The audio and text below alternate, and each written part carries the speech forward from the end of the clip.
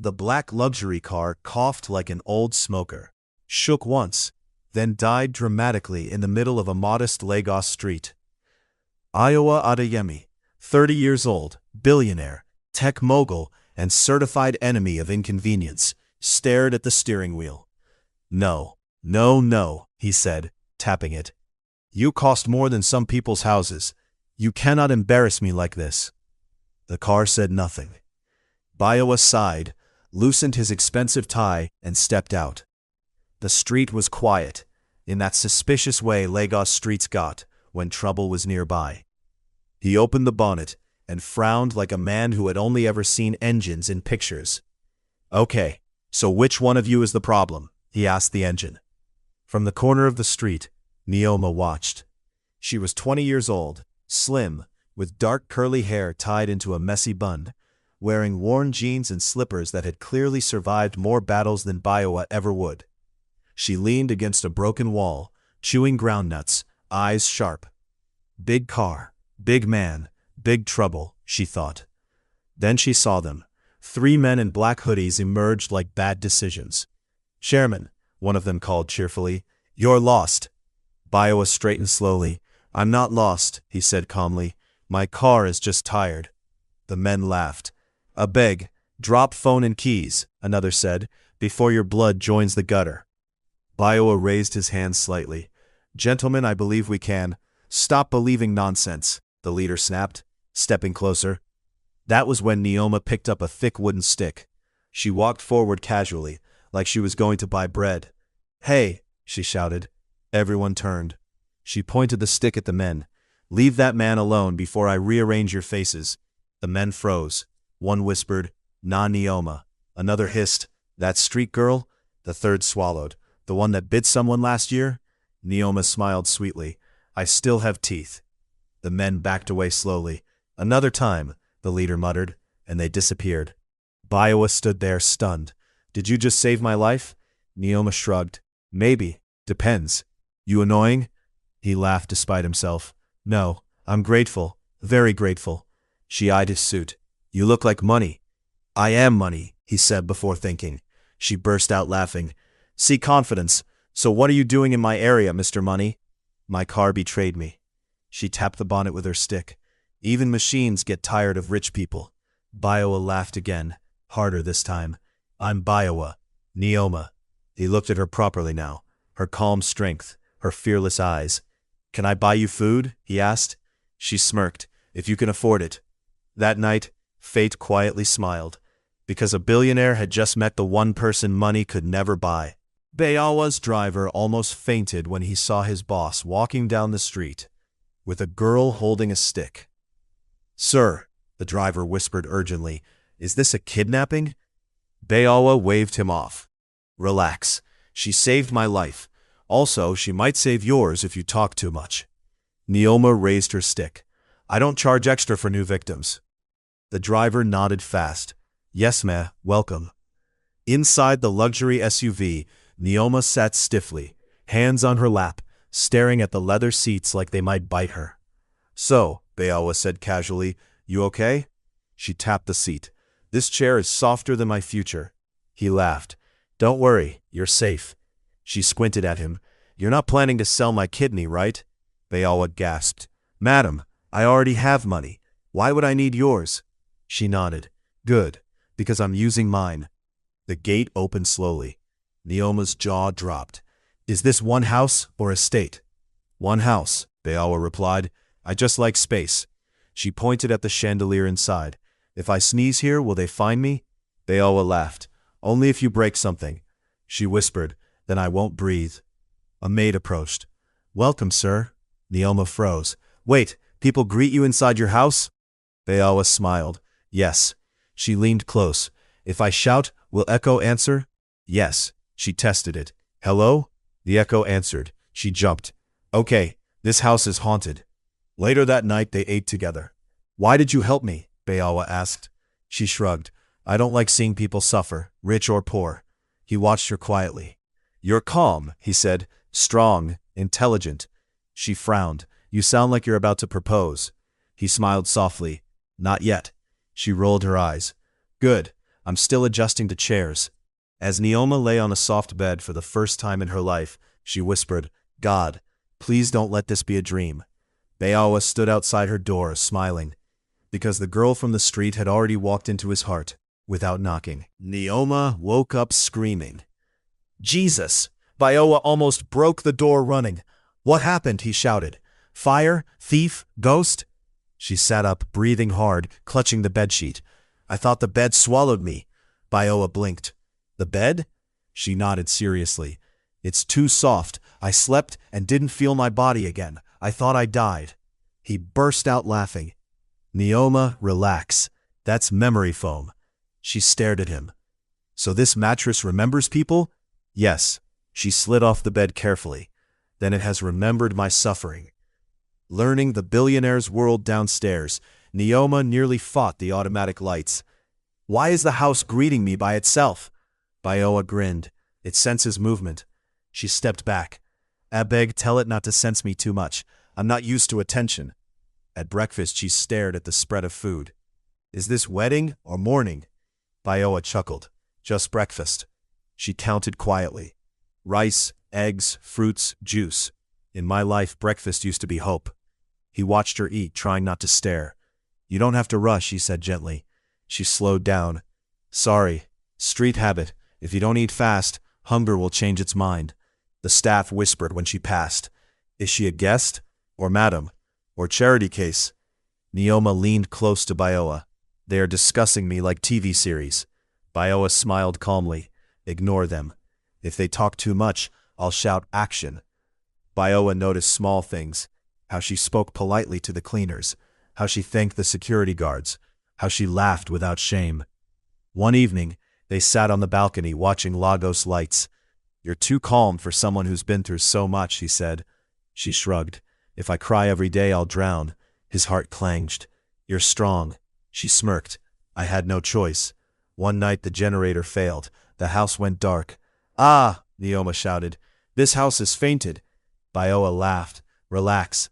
They stood close in the darkness. You know, he said softly, you've changed this place. She teased. What? I rearranged the chairs? No, he replied. You rearranged me. Silence. That she cleared her throat. Bayawa, are you trying to tell me something romantic or should I pretend I didn't hear? He smiled. I'm trying to tell you I like you. She raised an eyebrow. Like? Yes. She crossed her arms. Good, because I was starting to think my heart was doing exercise alone. They laughed, but the air shifted. Something deeper had begun. That night Bayawa stood by his window, unable to sleep, and Neoma lay awake too, whispering, God, don't let this happiness be temporary. But fate was already sharpening its knives, and somewhere, far away, a mother's shadow was approaching. By the fourth day, Neoma had officially stopped walking like the floor might arrest her. She now moved freely around the mansion, though she still whispered to expensive things. Good morning, chair, she muttered, dusting it carefully. Don't disgrace me today. Bayawa, passing by with coffee, raised an eyebrow. You greet my furniture more than you greet me. She didn't look up. Your furniture has more value. I'm being respectful. He laughed. Noted. That afternoon, Bayawa found Neoma in the kitchen arguing with a blender. Why are you shouting at my machine? He asked. It attacked me first, she replied seriously. I pressed one button and it started screaming. That's how it blends. So it blends with anger? He laughed so hard he had to sit. You're not afraid of robbers, but blender scares you? She pointed at it. That thing has no soul. Later, a female business associate stopped by unannounced. Bayawa was polite, professional. Neoma watched from the staircase, arms crossed. The woman smiled too much. So, who is she? She asked. Bayawa answered easily. She's important. Neoma nearly choked. Important? Her chest tightened for no reason she wanted to admit. After the woman left, Neoma walked up to him slowly. So, she said casually, I'm important now? Bayawa smiled. You noticed? She rolled her eyes. I have ears. That evening, rain poured heavily outside. They sat in the living room, thunder rumbling. Neoma broke the silence. Why do you look at me like that? Like what? Like I'll disappear. Biowa exhaled slowly. Because people I love don't stay, he admitted. She looked at him, really looked at him. You don't scare me, she said softly, but caring for you does. Silence wrapped them. Then she added quickly, that didn't sound romantic. Let me try again. He chuckled. Please do. Biowa stood up, pacing. I've been fighting this, he said, because the world will judge, because my family— Ah, Neoma interrupted. Here comes problem. But I don't care, he finished. I love you. The words landed heavily. Neoma's heart skipped. She laughed nervously. Are you sure? Because love is expensive. I don't even have change. He stepped closer. I'm very sure. She swallowed. Biowa, I'm scared. So am I, he said, but I'd rather be scared with you. The thunder cracked. He leaned in slowly, giving her time to stop him. She didn't. Their kiss was soft at first, uncertain, then deeper, like two people who had waited too long. When they pulled apart, Neoma whispered, If this ends in tears, I'll fight you. Biowa smiled. I deserve it. That night, two hearts crossed a line they could never uncross. And far away, a mother's phone rang, with news that would soon turn love into war. That night, sleep refused to cooperate with either of them. Neoma lay on her bed, staring at the ceiling, counting imaginary cracks that didn't exist. This is how trouble starts, she whispered. First happiness, then overthinking. Across the hallway, Biowa stood in his bedroom, tie already off, staring at his phone without seeing it. He sighed. 30 years old, he muttered. Global deals, hostile takeovers, yet one girl is defeating me. As if summoned by his thoughts, there was a soft knock. He turned. Neoma? She stood there awkwardly, hands behind her back. I can't sleep, she said quickly. Your mattress spoiled me. Now my room feels like punishment. Biowa smiled. Are you asking for technical support? She nodded seriously. Yes, professional help. One bed, too many thoughts. They sat on the edge of his bed like two people waiting for judgment. The room was quiet. Too quiet. Neoma cleared her throat. So this bed is also memory foam? Biowa chuckled. Yes, she nodded. Then it will remember tonight. He laughed. You think too much. Because I've survived too much, she replied softly. Silence returned, but this time it was warm. Biowa turned to her. Neoma, you don't have to be scared. She looked at him. I'm not scared of you, she said. I'm scared of how safe I feel. That did it. He reached for her hand slowly, giving her time to pull away. She didn't. Their kiss was gentle at first, testing, uncertain, like a question waiting for permission. Neoma pulled back slightly. If this is a mistake, Biowa smiled. Then it's a mutual one. She laughed quietly. Good. I don't like suffering alone. They kissed again, deeper this time, warmer, filled with everything they hadn't said. Time slowed. The world outside disappeared. They lay together, wrapped in sheets and quiet laughter, whispers mixing with sighs, comfort replacing fear. At some point, Neoma rested her head on his chest and said sleepily, So, billionaire. Yes? If you break my heart, I will haunt this house. Biowa laughed softly, kissing her hair. Then I'll keep loving you. Ghosts scare me. Morning comes too soon. Sunlight crept in gently. Neoma woke first. She froze. Oh God. Biowa opened one eye. What? I'm in your bed. Yes. And I'm happy. Yes. She sat up dramatically. This is serious. He pulled her back gently. Relax. We survived robbers. We can survive feelings. She sighed, smiling despite herself. Biowa? Yes, my street queen. Promise me one thing. Anything. If your mother turns me into enemy of the state, defend me. He kissed her forehead. With my life. Two hearts had crossed from maybe into forever. Neither of them knew that soon love would be tested, loyalty would be demanded, and a powerful woman would walk in, ready to tear that bed, that house, and that happiness apart. The living room smelled of expensive cologne and quiet fear. Biowa's suitcase lay open on the designer couch, clothes neatly folded like a man who believed life was still under control. Neoma stood nearby, arms folded, lips pouting like a child who just heard "I'm going to the market" and knew it was a lie. "So," she said slowly, "this short business trip? How short is short?" Biowa zipped the suitcase halfway. 2 weeks, 3 max. Neoma raised an eyebrow. "That's what men say before they grow beards abroad." He laughed and pulled her close. "Hey, I'll be back before you miss me too much." She scoffed. "I already miss you and you're still breathing in front of me." He kissed her forehead. "That's love." She smiled, then suddenly grew serious. "Your mother." Biowa sighed. "She won't do anything. I've warned her." Neoma muttered, "Your mother looks like a woman that hears warnings and uses them as seasoning." Biowa chuckled, but his eyes showed concern.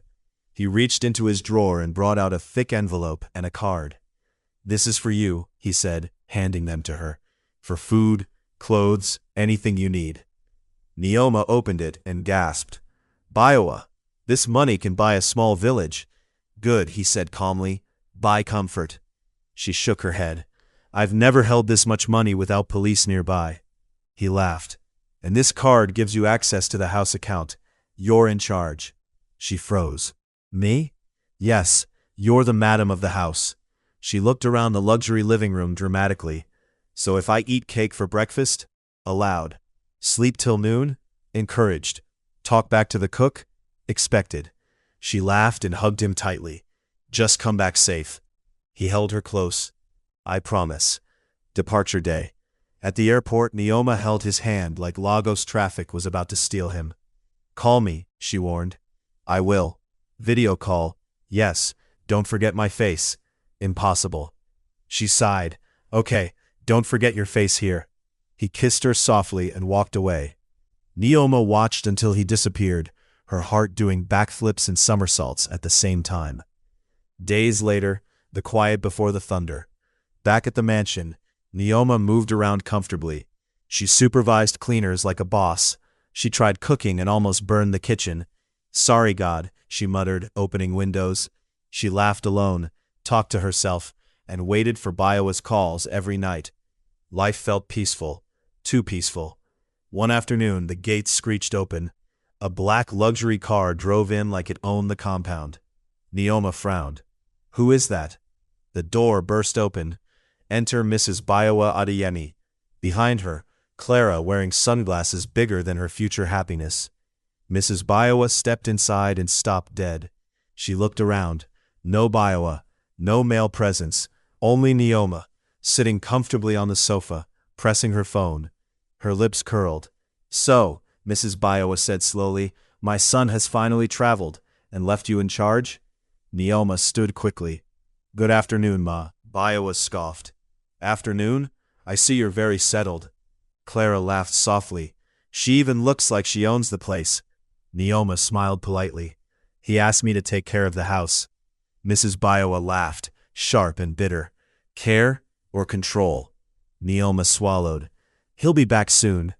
Mrs. Biowa stepped closer, her voice low. "Listen carefully, orphan girl." Neoma's chest tightened. "You are only here because my son is foolish," the woman continued. "But now he's gone. Things will change." Clara crossed her arms. "Enjoy it while it lasts." Neoma forced a small laugh. "I'm not enjoying anything. I'm just staying." Mrs. Biowa nodded slowly. "We shall see." She walked past Neoma like a queen inspecting dirt. Neoma watched them disappear down the hallway and whispered to herself, "Jesus, hold my wig." Because deep down, she knew this house was about to become hell. The house woke up to tension. Not the normal generator no fuel tension. This one was heavy, thick, wicked. Neoma sensed it the moment she stepped into the living room and saw Mrs. Biowa Adeyemi seated like a throne-tested queen. Legs crossed, chin high, rosary beads dangling like weapons. Beside her sat Clara, sipping juice with a straw, smiling as if she was watching her favorite soap opera. Neoma forced a polite smile. "Good morning, Ma." Mrs. Biowa didn't answer. She only stared like Neoma was dust that entered her expensive eye. After a long silence, Mrs. Biowa finally spoke. "Sit." The word landed like a slap. Neoma sat slowly, her heart beating like a talking drum. Mrs. Biowa clasped her hands. "I have tolerated you long enough." Neoma blinked. "Ma?" "My son is abroad," she continued, "and while he is away, I will clean this house." Clara chuckled. "Spring cleaning." Neoma swallowed. "Ma, Biowa knows I'm here." Mrs. Biowa smiled. "He knew." Neoma's stomach dropped. "You see," the woman said calmly, "men are foolish when they are in love. Mothers correct mistakes." Neoma tried to laugh. "Ma, I'm not a mistake. I'm a human being." Mrs. Biowa slammed her palm on the table. "You are a street girl." Even the walls flinched. Clara added softly, "Orphaned bonus package." Neoma stood up, shaking. "I respect you, Ma, but you can't insult me like this." Mrs. Biowa rose too, slow, dangerous. "You will leave this house today." Neoma's voice cracked. "I have nowhere to go." "That is not my problem," Mrs. Biowa replied coldly.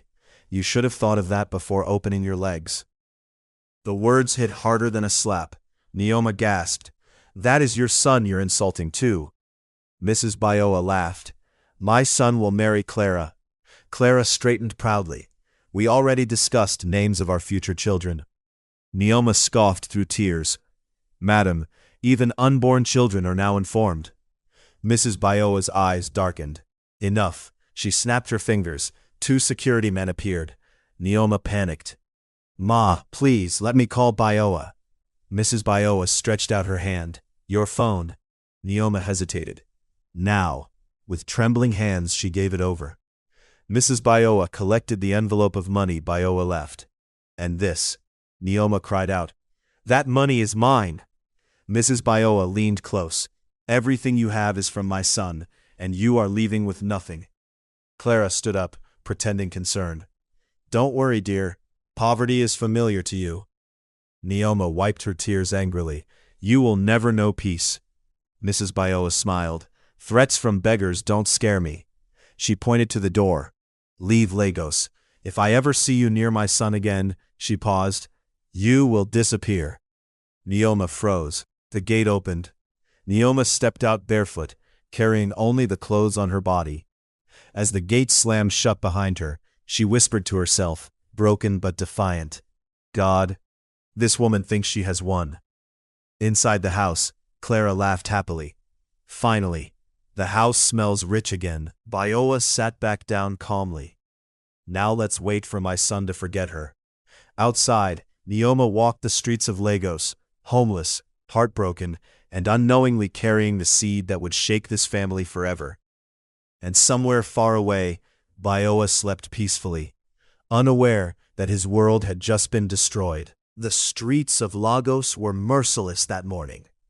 Sunlight bounced off the asphalt like it was trying to remind Neoma that the world didn't care about heartbreak.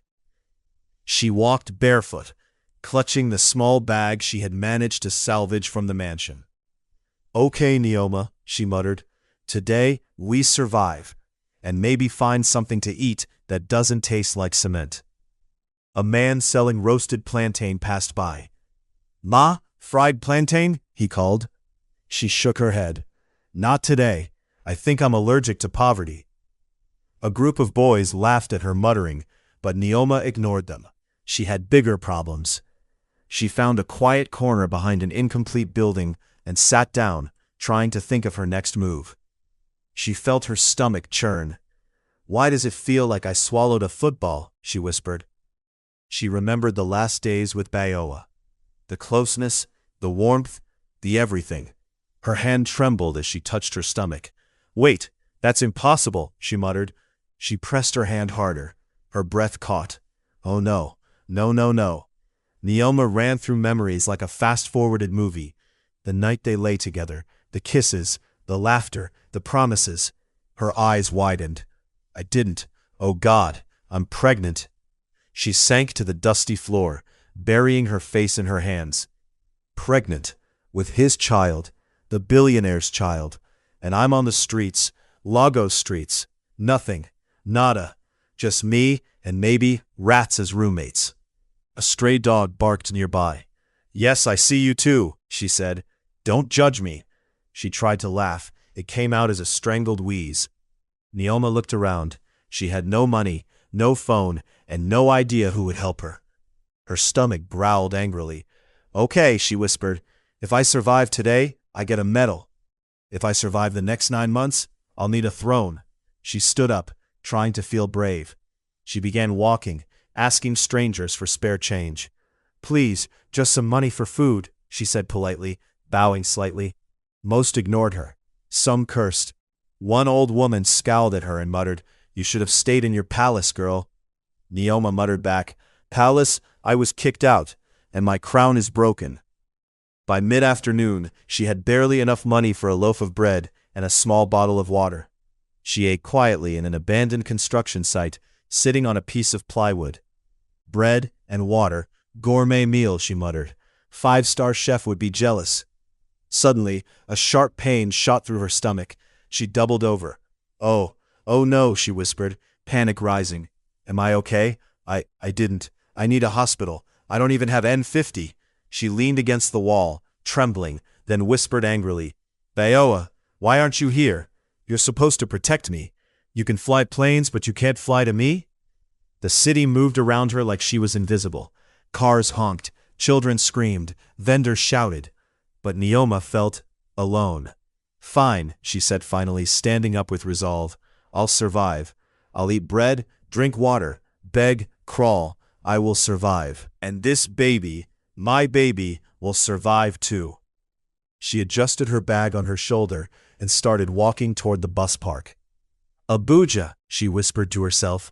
Somewhere, far, and hopefully with less scolding mothers. A fly landed on her shoulder. She swatted it and muttered, Even the insects are mocking me today. Great. Neoma began her journey of survival, pregnancy, and motherhood, determined that no amount of billionaire mothers or luxury houses would break her spirit. And somewhere in her heart, a small smile appeared. Bayoa, wait till you see me and our child. The bus rattled and groaned like it had been personally insulted that morning. Neoma clutched her small bag against her stomach, trying to ignore the pregnancy pains that pulsed in slow, menacing waves. Lord, why is this seat so sticky? She muttered, lifting the armrest. I didn't sign up to be a human pancake today. The woman beside her coughed loudly, glaring. Excuse me, miss, could you move your bag?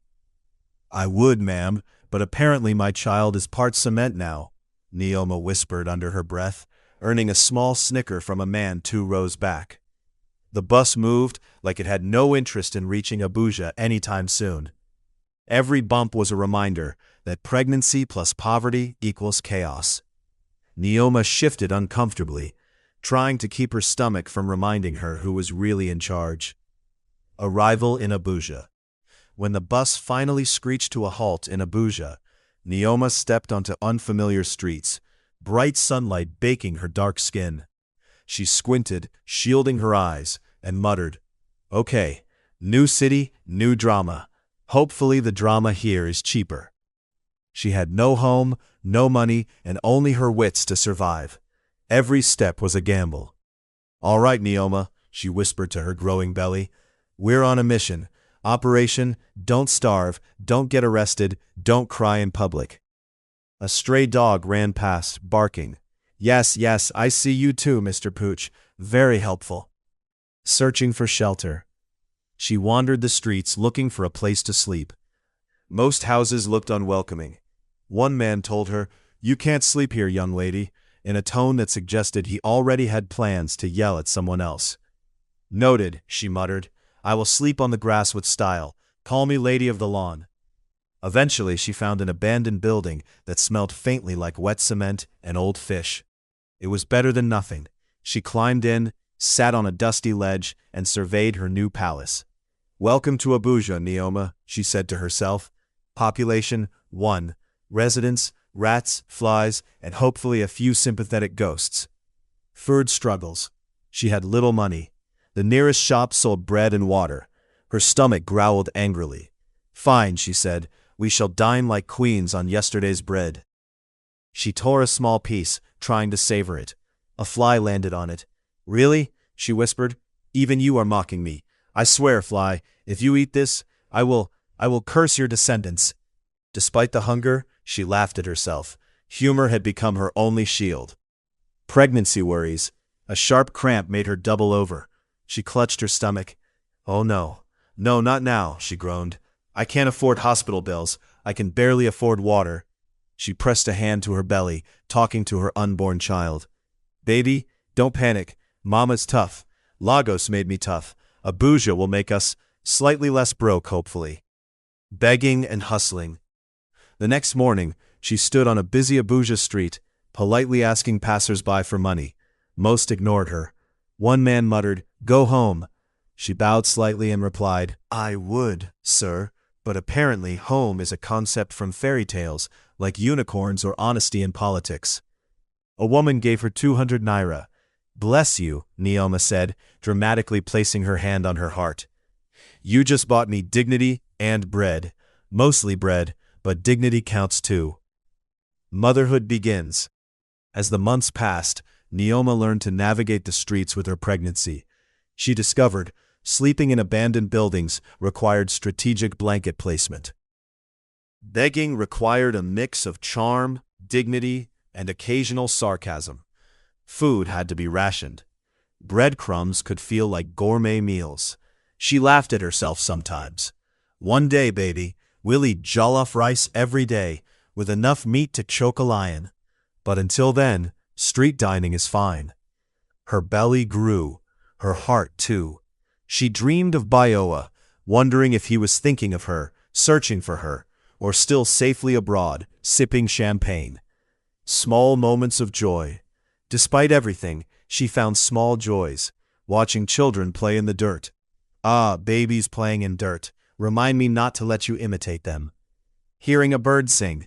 Yes, yes, sing, little bird, make me feel fancy. Meeting a kind vendor. "You're my Abuja angel," she said, holding out her hand. Even in struggle, Neoma discovered strength she never knew she had. One day, as she watched the busy street, she whispered to her unborn child, "Baby, one day your father will find us. He won't leave us here forever. And when he does, we'll be ready. Mama will survive, and you, little one, will rule this city with charm and sass." The streets of Abuja were harsh, chaotic, and sometimes cruel, but Neoma's humor, courage, and love for her child made her unbreakable. She smiled despite the tears. "Bring it on, world. Mama's coming for you, and she's pregnant, so double trouble." The world felt different in Lagos when Bioa returned. The sun shone the same, the cars honked the same, but his heart was missing a piece. He stepped out of his private jet, adjusting his sunglasses, but his eyes betrayed him. "Neoma," he muttered, pacing the polished floors of his mansion. "She has to be here." His mother and Clara greeted him with forced smiles. "Son, welcome back," Mrs. Bioa said sweetly, her teeth sharp behind her smile. Bioa ignored her. "Where is Neoma?" he demanded. Mrs. Bioa coughed. She left. Lagos is vast." Bioa's fists clenched. "Left? Did she leave without telling me?" Clara added. "Maybe she got tired of this house." Bioa glared at her. "She saved my life. Do not—" He stopped, realizing he sounded crazier than usual. "Where is she?" Meanwhile, far away in Abuja, Neoma's world had shrunk to bread, water, and hope. She sat outside her small shelter, cradling a tiny bundle wrapped in an old blanket. "This is Arya," she whispered, smiling through exhaustion. "Don't you dare cry yet. We have battles to fight, little queen." Arya's curly hair peeked out in two tiny pony buns, her dark eyes blinking curiously at the world. Neoma leaned back, laughing softly. Who knew I'd be a mother on the streets of Abuja, she said. We're practically royalty in our own kingdom, if kingdoms are made of dust and flies. Begging had become strategic, rationing food a skill, and dodging unfriendly residents an art. Bayoa's search. Back in Lagos, Bayoa hired private investigators, sent messages, and drove through streets he had once thought he owned. Find her, he said to his assistant, slamming his fist on the desk. I don't care if she's in the market, a bus, or hiding behind a goat. Find her. The assistant nodded nervously. For 3 years, Bayoa's heart had been restless. He had scoured every street in Lagos, every alley, every friend's house, even the nightclubs he never visited. But Neoma had vanished like smoke. No trace, no note, no whisper. He had asked everyone, even his assistants, "Have you seen Neoma?" "Sir, she left. Lagos is big." "Big? I don't care if it's Sahara-level big. Where is she?" Eventually, he got tired, exhausted, frustrated, almost defeated, but never hopeless. 3 years later, Bayoa traveled to Abuja for a business meeting. The city hummed with its usual chaos, but the billionaire's mind was elsewhere. Meeting done, he decided to drive out of the city to pick up a few things, just a short drive to clear his head. As his car cruised through the streets, something caught his eye. A woman, scruffy but familiar, bent over a trash bin, helping a small child eat something discarded. The child's hair was in 2 little pony buns, dark curls bouncing as she tried to balance herself. Bayoa's heart froze. His breath caught in his throat. "No, it can't be," he whispered. He slammed the car into park. Doors flew open. Without a second thought, he ran across the street, dodging confused pedestrians. "Neoma," he shouted. The woman froze, her hand still on the little girl. She looked up. Bayoa's eyes met hers, and for a moment, time stopped. "Oh my, it's a ghost," Neoma whispered, clutching Arya. Bayoa reached her and hugged her like she was the missing piece of his soul. She stiffened for a moment, unsure if she should resist. But the intensity in his arms, the warmth, the familiar scent, it melted her defenses. "Bayoa, is it really you?" she stammered. He pulled back slightly, cupping her face, tears glinting in his eyes. "What are you doing here, Neoma? In Abuja? Eating trash? I've been searching for you for years." Neoma swallowed hard, guilt and fear mixed with relief. "Bayoa, it's not what it looks like." He looked down at the little girl, who stared back boldly, unafraid. "And who's this?" he asked gently, yet with a tremor in his voice. "This is Arya, our daughter, your daughter," Neoma said quietly. Bayoa's eyes widened, his heart skipped a beat. "Our daughter," he repeated, voice breaking. You mean all these years you've been—" Neoma nodded. "When you traveled abroad, I realized I was pregnant. Then, your mother." She swallowed, voice trembling. "She kicked me out, took everything, even the money you left me. I had nowhere to go." Arya, sensing the tension, piped up boldly in her tiny voice. "So, you are my daddy, and you look rich. Why did you leave Mummy and me on the streets trash?" Bayoa dropped to his knees, burying his face in Arya's small hands, tears streaming down his cheeks. "Oh no, my baby girl. No, I didn't leave you. I've been searching for your mummy. I couldn't find you. I'm so sorry." Arya frowned, her little brows knitting. "Then why didn't you bring Mummy sooner? You rich, but slow." Neoma couldn't help but laugh through her tears, despite herself. "She's brutally honest," she muttered. Bayoa turned to Neoma, taking her hands in his. "Please, come with me. Let me take care of both of you. No more trash, no more streets, I swear it." Neoma shook her head. "No, your mother. She will kill me if she finds us. She warned me. I can't." Arya tugged at her mother's skirt, looking up with pleading eyes. "Please, Mummy, we can't stay in trash. Daddy wants us. Let's go. Please." Neoma looked at Arya, then at Bayoa, seeing the sincerity, the heartbreak, the love in his eyes. A small smile broke through her exhaustion. "Fine," she whispered, hugging Arya tightly. "Okay, we'll follow you. But you better not let Mummy scare us again." Bayoa laughed through tears. scooping both Naoma and Arya into his arms. "I swear, never again. You and my little princess are my treasure, forever." Arya giggled, bouncing in Beowa's arms. "And no more trash dinners, right, Daddy?" "Absolutely not, little queen," Beowa said, laughing, kissing Naoma's forehead. "From now on, only 5-star meals, clothes that don't smell like dust, and a lot of hugs." Naoma shook her head in disbelief, smiling as she whispered to herself, 3 years of struggle, and he finally found us, and I thought Lagos was dramatic." The three of them walked to Beowa's car, Arya holding tightly to both parents, the streets of Abuja suddenly feeling a little smaller, a little safer. The gates of Beowa's Lagos mansion opened slowly, revealing a world Naoma once believed she would never step into again. Crystal lights glowed warmly. The air smelled of fresh flowers and peace. Arya gasped, holding Beowa's neck tightly. "Daddy, is this your house or a palace?" she asked, eyes wide. Beowa laughed softly. "My princess, this is home, and it is yours too." Naoma stood still for a moment, afraid to breathe, afraid that if she blinked, the dream would vanish. Beowa noticed and gently squeezed her hand. "You're safe now," he whispered. "No one will ever throw you out again." Facing the past. The following day, Beowa confronted his mother. The woman who once ruled with pride now sat stiffly in the living room, her eyes widening as she saw Arya. "Who is this child?" she asked sharply. Beowa's voice was calm, but deadly. "This is your granddaughter." Silence fell like thunder. Naoma stood behind Beowa, nervous. But Arya stepped forward boldly, hands on her tiny waist. "Good afternoon, Grandma," she said. "Please don't chase my mummy again. We are tired of trash." The room went silent. Beowa's mother's lips trembled. For the first time, guilt cracked her pride. Tears filled her eyes. I didn't know," she whispered.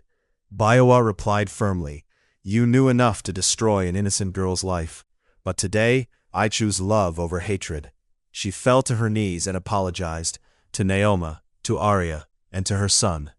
Naoma, after a long pause, said softly, "I forgive you, not for what you did, but for what my daughter deserves." Clara's exit. Clara didn't even get a speech. Beowa handed her a check and said calmly, "Find your happiness elsewhere." She scoffed. "You chose a street girl over me?" Arya replied instantly, "She is not a street girl. She is my mummy, and my mummy is gold." Clara left without another word. A new beginning. Months later, the mansion was filled with laughter. Naoma had returned to school, determined to build her own future. Arya attended a private nursery, proudly telling everyone, "My daddy found us in the trash, and now we eat cake." One evening, Beowa led Naoma into the garden. Candles lit the path. Soft music played. He knelt. "Naoma," he said, voice shaking, "I lost you once because I failed to protect you. I found you again because love refused to die. Will you marry me?" Tears streamed down her face. "Yes," she whispered. "Yes, Beowa." Arya jumped between them, clapping wildly. "Finally! Can I wear pink at the wedding?" They laughed through tears. Final words. Once abandoned, once silenced, once broken, but love fought back. From the streets of Lagos to the trash bins of Abuja, to a home filled with light, Naoma didn't just survive, she won. And Beowa learned that true wealth is not money, but the family you fight for. This story teaches us that true love and sacrifice are key. Naoma's journey shows that strength is born in hardship, and that even when the world is cruel, a good heart can survive and rise again. Beowa's lesson is equally powerful. Love must be protected, not assumed. Wealth means nothing if the people you love are left unguarded. Real leadership begins at home, by standing up for those who depend on you. The story also reminds us that judging people by their background can destroy innocent lives, but humility, apology, and forgiveness can heal even the deepest wounds. And through little Arya, we learn that truth is simple, love is honest, and family is priceless. No matter how dark the road becomes, love that is genuine will always find its way home. If this story touched your heart, made you laugh, or brought tears to your eyes, please don't forget to like this story. Drop a comment and tell us, which character moved you the most? Neoma, Beoa, or little Arya? What lesson did you learn from this story? Subscribe for more powerful African romance stories filled with drama, humor, love, and life lessons. Your support keeps these stories alive and helps more people find hope through storytelling.